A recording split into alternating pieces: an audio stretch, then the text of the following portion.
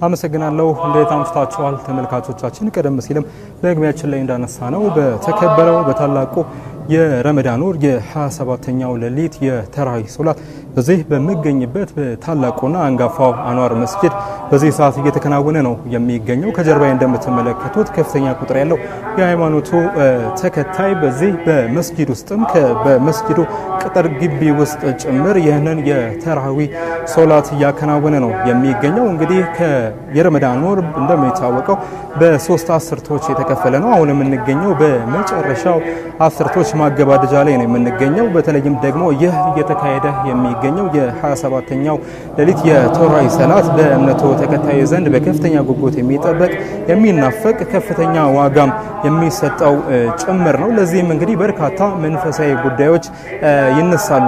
ማለትም ለዚህ ለ27ኛው ሌሊት ከፍተኛ ዋጋ የተሰጠበት ምክንያት እንዲሁም ደግሞ የእምነቱ ወይም የሃይማኖቱ ተከታዮችን በከፍተኛ ጉጉት እንዲጠብቁትና እንዲናፍቁት ከሆነበት ዋና ዋና መንፈሳዊ ጉዳዮች መካከል የመጀመሪያው እንግዲህ የታላቁ ቅዱስ ቁርአን እንግዲህ የመጀመሪያው አንቀጽ ወይም ደግሞ ምዕራፍ የወረደበት ነው። ለነብዩ መሐመድ ሰላምና እዝነት በእርሳቸው ላይ ሆነና በመላኩ ጅብሪል አማካይነት ይህ የቅዱስ ቁርአን የመጀመሪያው አንቀጽ ወይም ደግሞ ምዕራፍ የወረደበት ነው። ከዛ ባለፈ ደግሞ በእነዚህ በመጨረሻው አስርቶች ባሉ በጎዶሎ ቀናቶች ማለትም በ21ኛው በ23ኛው በ25ኛው በ27ኛው እንዲሁም ደግሞ በ29ኛው ሌሊት ላይ አላህ ታላላቅ ውሳኔዎችንም እንዲሁ ያሳልፋል ተብሎ የሚጠበቅበት ነው። ከዛ ባለፈ ደግሞ ህዝበ ሙስሊሙም እንግዲህ በምትመለከቱት መልኩ ከፍተኛ ትጋት እንዲሁም ቁርጠኝነትና ዝግጅትን በሚጠይቀው በዚህ መልኩ ሌሊቱን ሙሉ ሶላት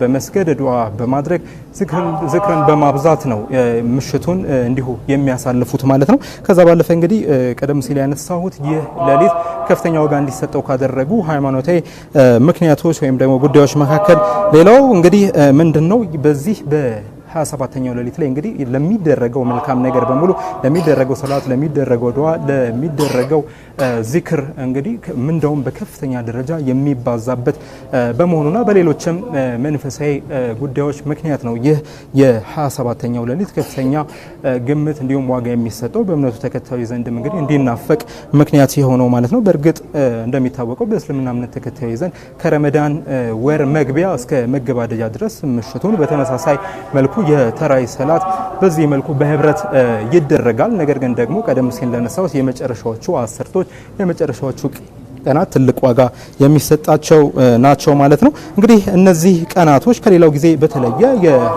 የእምነቱን ተከታዮች ጽናትና ብርታት የሚጠይቁ ናቸው። በዚህ መልኩ ነው ሌሊቱን ሙሉ ሶላት የሚሰገደው ዱዓ የሚደረገው እንዲሁም ደግሞ ዚክር የሚደርሰው ማለት ነው። እንዲሁ በጾምና በጸሎት የሚያልፉ የተከበሩ ሌሊቶች ናቸው ማለት ነው። በዚህ የተራዊህ ሰላት እንግዲህ ምሽቶች በተለይም ደግሞ ከመጨረሻዎቹ 10 ቀናቶች ሰባተኛው ማለትም ደግሞ የዛሬው 27ኛው ቀን ቀደም ሲል እንዳነሳውላችሁ ከፍተኛ ግምት የሚሰጥበት ነው። ለይለቱል ቀድር ይገኛል ወይም ደግሞ ይወርዳል ተብሎም በእምነቱ ተከታዮች ዘንድ በከፍተኛ ደረጃ የሚጠበቅበት ነው ማለት ነው። ቀደም ሲል እንዳነሳውት ምንዳውም በብዙ የሚባዛበት ነው። ምናልባትም በዚህ ሌሊት ያመነና እንዲሁም ደግሞ ያሉትን ሃይማኖታዊ ስነ ስርዓቶች ያከናወነ ሶላት፣ መስገድ፣ ቁርአን መቅራት፣ ዚክር ማድረስን የመሳሰሉ እነዚህን ስነ ስርዓቶች የሚያከናውን ከሆነ ያለፉት ወንጀሎቹ ይሰረዙለታል ማለት ነው።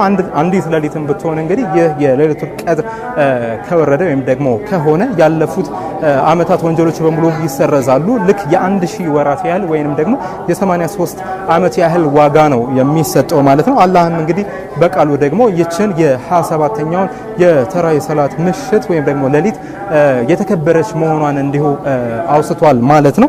ከዛ ባለፈ እንግዲህ የ21ኛው 23ኛው 25ኛው 27ኛው እና 29ኛው ማለትም እነዚህ በመጨረሻዎቹ አስርቶች ያሉ ጎዶሎ ቀናቶች ላይ እንግዲህ ሐዲሶችም እንዲሁ የሌሊቱል ቀድር ወይም ደግሞ ከፍተኛ ምንዳው በከፍተኛ ደረጃ የሚባዛበት ሌሊት ይሆናል ተብሎ ነው ሐዲስም እንግዲህ በዚህ መልኩ ነው የሚገልጠው ማለት ነው። እንግዲህ ቀደም ሲልም አንስቻለሁ። በዚህ ምክንያት እንግዲህ አማኙ በተለይም ደግሞ በዚህ ሌሊት ከያለበት ተሰባስቦ በህብረት ሶላት ያደርሳል እንዲሁም ደግሞ ሌሊቱን ሙሉ በጾምና በጸሎት ያሳልፋል ማለት ነው። በዚህ ከጀርባዬ እንደምትመለከቱት እንዲሁም ደግሞ ከዚህ ከመስጂዱ ውጪም በታላቁ እንዲሁም ደግሞ አንጋፋው አንዋር መስጂድ ቅጥር ግቢ ውስጥ በከፍተኛ ቁጥር ያላቸው የሃይማኖቱ ተከታዮች የዚህን የተራዊ ሶላት ስነ ስርዓት እየተሳተፉ ነው የሚገኙት ማለት ነው። እንደሚታወቀው ደግሞ የአንዋር መስጂድ በተለይም ደግሞ በታላቁ የረመዳን ወር ከወትሮ በተለየ እንዲሁም ደግሞ ከሌሎች መስጂዶችም በተለየ መልኩ ድባቡ ከፍ ብሎ